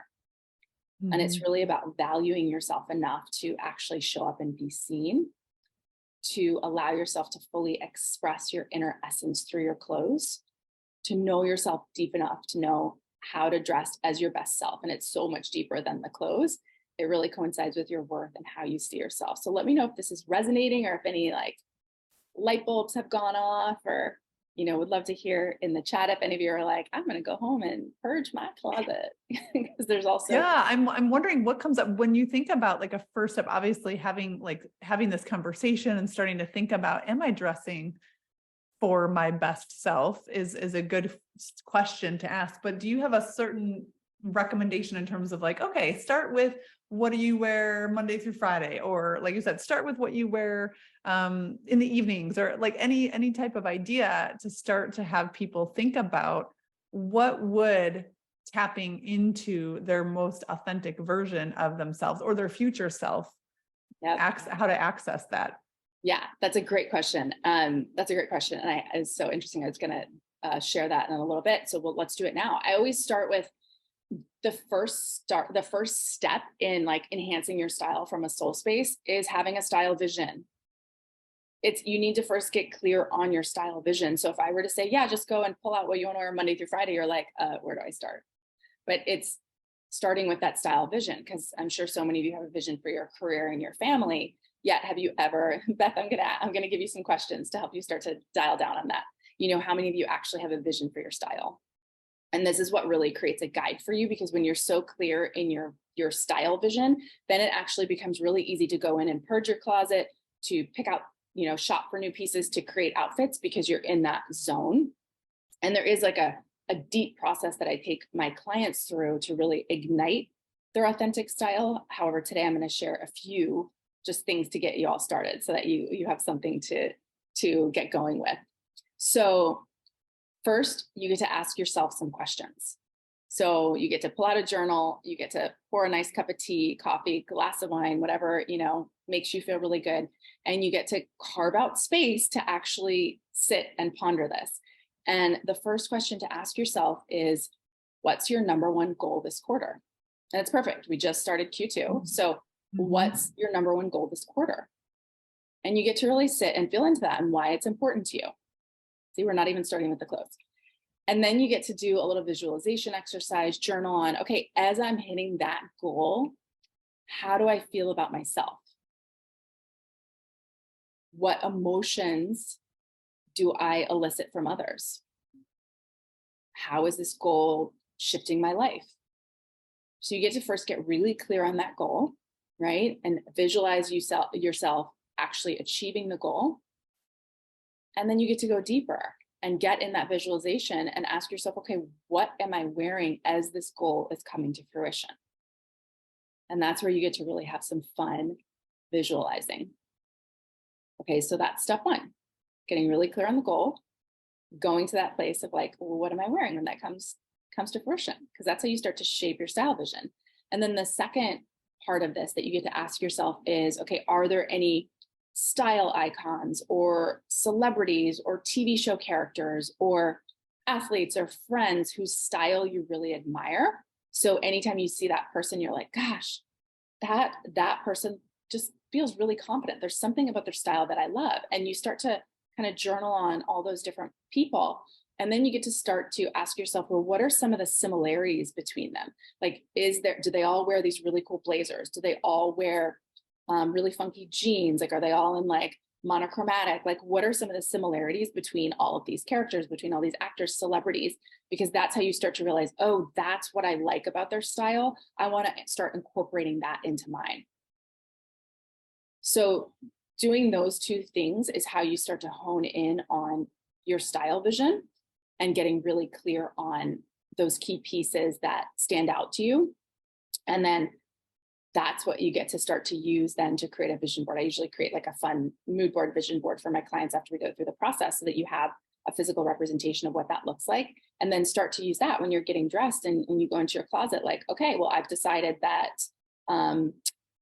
a color pop with shoes makes me feel really good. Okay, what am I going to wear today? And you start to just go through your closet and look for those things that make you feel like that version. And you can even go further and like give your higher self a name and start to look at your wardrobe from that perspective. Like, okay, when I put this on, do I feel like my higher self, my future self? And it's just being more intentional. So let me know if that helps. There's a great question here that Jenny put in the chat about, what about if you're carrying extra weight currently? Where do you start in terms of that first step of loving yourself and then the daily action to shape the vision? I love that question, Jenny, because that's one that I get asked very, very often. And it's one I hear from clients very often. And you're right. It is about, number one, loving exactly who you are right now on your journey, right? Because that's always step one, is acceptance. So the only way that we can really get to where we want to go is, yes, we have that beautiful vision for ourselves and we're striving for it, yet you also get to love and accept exactly where you are right now in that process, because that's what allows you to release the shame, the guilt, and you'll find that then you actually get to where you're going even faster. So today, for instance, let's say you're like, gosh, well, I really want some new pieces. What I'm wearing doesn't feel like my future self yet. I really want to lose 10 pounds, or I really want to, be a different size. Okay, amazing. I love that. It's great to have that vision. And what are a couple pieces that you can add right now? This isn't about going out and completely revamping your wardrobe. That's never my suggestion to anyone, because that can actually feel a little too overwhelming. Yeah, start with a few key pieces. Are there a new pair of pants that you can go out and get? Is there an amazing dress that you can get? Is there one amazing blazer that you can get, or maybe a new pair of shoes, right? It's just adding a couple of pieces, because you get to dress now and look in the mirror and feel really good. And you get to trust that in doing that, typically, in my experience, has been that the weight comes off a lot faster. I was just going to say that, Amanda, because I think so often what we do, especially when it comes to weight loss, and that's a common thing for the women that I work with, right? They're looking to optimize their weight. And the thought is, well, once I lose the weight, then I can allow myself to, change the way I dress or look better or feel better, or then I'll have the confidence. And it's reverse. It's like when you can take the action now, and it, like you said, it's not revamping everything, but what if it is adding a cute little pair of heels? Or what if it is changing up one or two little things that's going to give you a sense of like empowerment and confidence today? That actually usually accelerates the physical transformation in your body. 100%. I mean, I've seen it happen time and time again, where clients literally, we do that, we go through the process, and then they start emailing and they're like, oh, I'm down a size. Oh, I'm down 2 sizes. Oh, I'm down 3 sizes. Oh my gosh, I'm having so much fun now. And the other thing to keep in mind is, okay, yeah, so maybe then some of the clothes that you've bought don't necessarily fit you. Guess what? You get to donate those to a beautiful organization for women who are getting back on their feet. So you get to pay it forward, right? Like it's a beautiful ebb and flow of energy that you're taking in and putting out. So yeah, I always say start now, stop waiting. That if then game is a slippery slope, because the then usually never happens, because you keep pushing it out versus just allowing it in now. So I love that. Yeah, such a good question. Wonderful. Yes. What about the retirees whose wardrobe has gotten sloppy? Oh, I love this question. That's a good one too. Look, even as a retiree, come on, you've got goals. You've got even just if your goal is joy, right? And feeling good about yourself. Okay, so what are those pieces? It doesn't have to be like you're getting dressed to go to a job, but maybe it's even like a cute lounge suit that matches, right? You even get to elevate your sweats. I love a little sweatsuit. Like there are definitely days where I put on my cute little sweatsuit when I don't feel like putting on like going full glam, and there's nothing wrong with that. Yet you better believe my little sweatsuit is cute. It matches. There's no holes and stains in it. I maybe add some jewelry to it. So it's think about how you want to feel, like the energy that you want for the day, and you get to dress for that. And it's not always full glam. That's the thing. And that I'm on that page too. I'm not as a retiree, but dressing like I'm very much like athleisure wear. I love wearing like my leggings and my little zip up jacket and stuff because that feels comfortable. But even it's amazing just adding some bangles to it or a pair of earrings, like it can be comfortable and still feel energizing for the Yes. day, where I still feel like, okay, I put myself together. And, you know, even as you're relating to whether it be your girlfriends or, you know, your grandkids or whatever it is, it's like that you showed up with presence and with intentionality that makes a huge difference in how you experience that day. Yep. Absolutely. It's again going back to the energy piece, right? And like so many, I'm Mhm. sure you guys have heard of Tony Robbins talking about changing your state. And he always says, like, jump on the rebounder and like move and put on music. You can also use your clothes to physically Mhm. shift your state because they're energy again. So, like, if you're feeling blah, go put on a bright color. Go put on, like, add a little bit of jewels, right? It's just those little things. It's like signaling to your brain you're getting out of the mundane of what you do every day. It's a pattern interrupt, and it naturally elevates you. That's Mhm. the really cool thing. I love it. I Yeah. love it. As we wrap up here, Amanda, did you want to drop in the link to that gift into the chat, and then we can make sure that everyone is able to access it, that it works? Yes. So one of the things we didn't talk about today was color and using color in a different way, not just like, oh, you're a winter, you're a summer, because I don't even know what that is, to be completely honest. I mean, I do, but I don't like subscribe to it. But it's using color in a different way to help balance your energy and balance your chakras, and understanding why you're craving certain colors and which of those chakras could use a little bit of support, because when they're all in alignment, you feel good emotionally, physically, mentally. So I'm going to drop a link for a confidence color quiz. And essentially, it's going to tell you what color would be really beneficial for you right now to wear.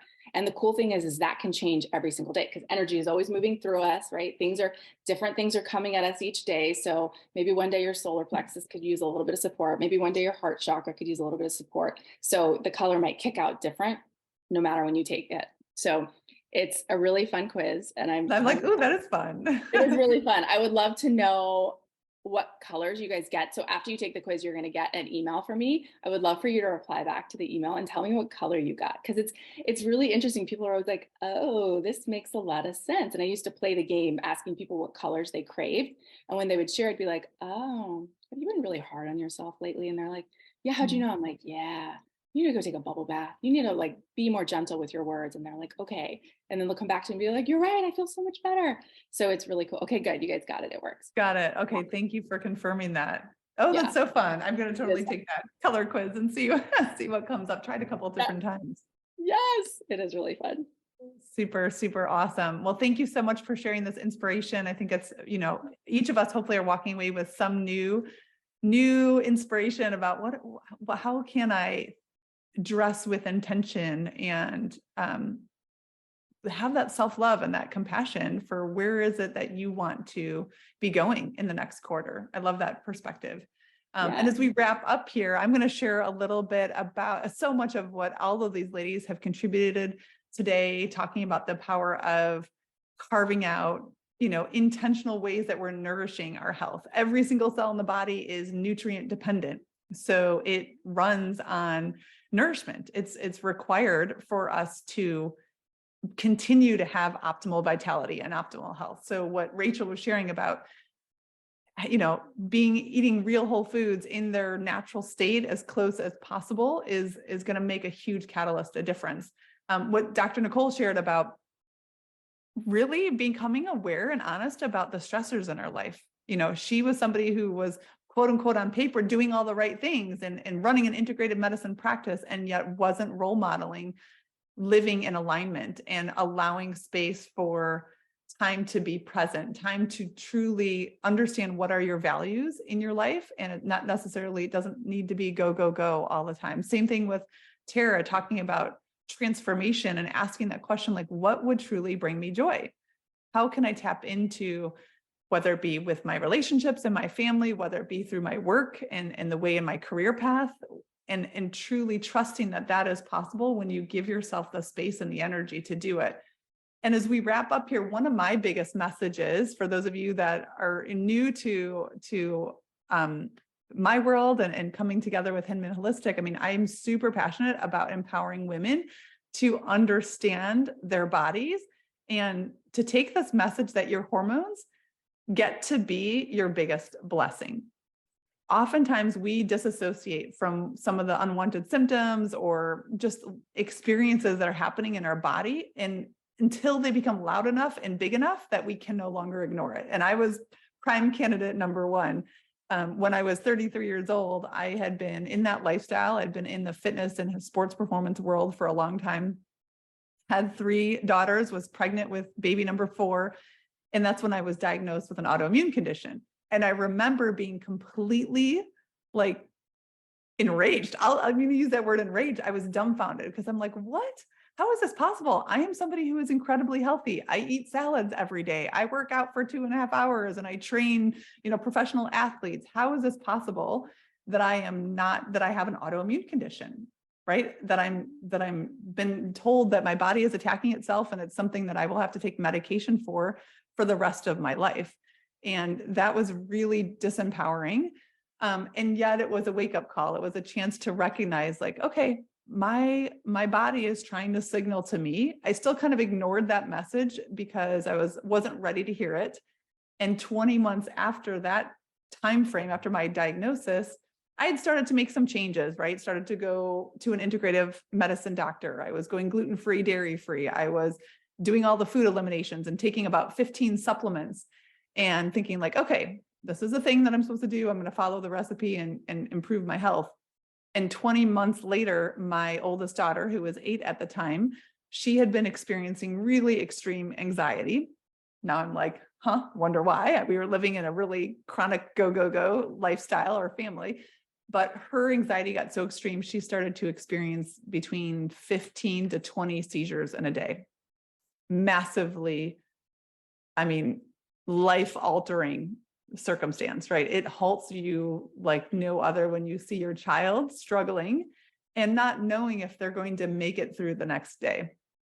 And that was when it was my life's mission to, I need to go back to school.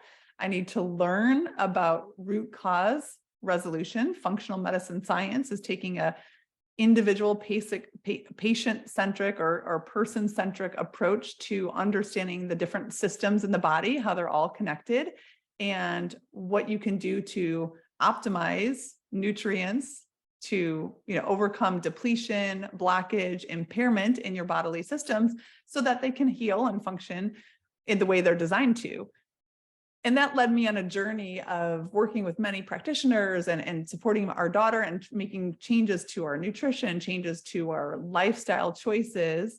And the great thing is, in a relatively short period of time, my daughter was able to wean off of, she was taking 4 benzodiazepine medications, 15 pills a day as an 8-year-old to make it through 24 hours seizure-free. So she was able to wean off of all medication. I was able to wean off of my medication, and we really completely did a 180 and a transformation in our family's life. And so I share that because I know firsthand the power of a new reality and the power of our bodies to find balance and to heal when we're willing to become curious, when we're willing to notice the nuances that our bodies are signaling to us and learn, right? It's opening up. It's learning from all of these amazing women today about how to tap into your intrinsic joy, how to find what you're truly passionate about, how to take time to nourish yourself deeply and, give your cells what they need to do their job. And just as Nicole was sharing, how to step away from that go busyness of life so that we can find true vitality and true vibrant well-being. That's how we show up as the most fullest version of ourselves. And I feel so passionately about I love to learn, and I love collaborating with other women who are at a place of, I want to have more empowerment. I don't want to have that old traditional model of a doctor-patient relationship where I go to the doctor and I'm told everything is fine until one day something comes back on my blood work and I'm told it's not fine anymore. I either have a diagnosis, I have a medication that is required, or I have a procedure that is determined to be suggested. My life's purpose is to help women get ahead of that curve, because typically by the time it becomes diagnosable or needs a procedure, there have been patterns that have been laying the groundwork for anywhere from 2 to 5 to 10 years preceding that, right? The statistics tell us that the average person in America will have 2 chronic disease diagnosis by the time they reach 65. 2 or more, many have more than that.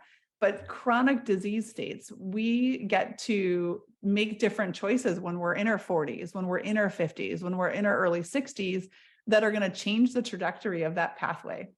And that starts by being informed. It starts by, understanding and having the knowledge about our hormones. It starts by noticing those little signs and saying like, hey, I'm not really sleeping great. I have, just headaches that come up periodically, or I put on some extra weight. What is that showing me about my hormone signals, about my metabolism, about my body's ability to detoxify hormones and toxic exposure, about my readiness of nutrients that are needed to fuel this amazing machine, this vehicle that is our body, right? If there's something that's happening that's undesirable, it's a blessing, right? It's a way for us to see what else is possible. And so I wanted to share with you just that kind of culmination of all of these women's messages today, and the invitation to take note, carve out the space to become aware and to notice the nuances. I'm happy to put into the chat, I have a hormone health assessment where we look at 6 of the most critical hormones. So it's thyroid hormone, insulin, cortisol, estrogen, progesterone, and testosterone. Those are kind of like the big 6 that work together. And as we shared earlier today, nothing happens in isolation. They all affect each other. But oftentimes I'll have women, like a woman yesterday who was telling me like she feels sluggish, right? Waking up in the morning, it's hard for her to feel like revived and rejuvenated, that get up and go. It just feels like, oh, I need my 2 cups of coffee to start my day. And when we look at her cortisol line, it flatlines, right? We can see her body doesn't have the ability right now to generate enough cortisol, which to do the natural circadian rhythm. And it's helpful to see that information, because then it's a matter of like, okay, for her, she specifically needs some additional B vitamins. She can benefit from some CoQ10, which is found in, our oily fish and liver and different key nutrients. We can help identify and then have a game plan that's going to be targeted and beneficial to completely change the way she feels. So I'm going to go ahead and pop here in the chat as we're wrapping up. I know this is a quick little wrap up for us today, but feel free to take this hormone assessment if you're in a space where you want to notice these nuances and kind of tune into what is happening physiologically inside of your body, so that you can have more awareness and have more clarity on what is going to help move you forward. So feel free to chime in here and let me know if that has come through, if you've gotten it. Got it. Okay, awesome. And any other questions? I know I'm kind of wrapping up quick because we're at the top of our time. Any other questions about any of the conversations that we've had today during this amazing workshop? Will this recording be available? I want to share with some women. Yes, absolutely. I will be sending out the recording tomorrow, so you will all have access to watch the entire thing. And we'll also include the links of all of these free gifts that these amazing women have shared. So if you didn't get a chance to access it today, you can definitely access it tomorrow. And please feel free to share this with other people that you feel may benefit.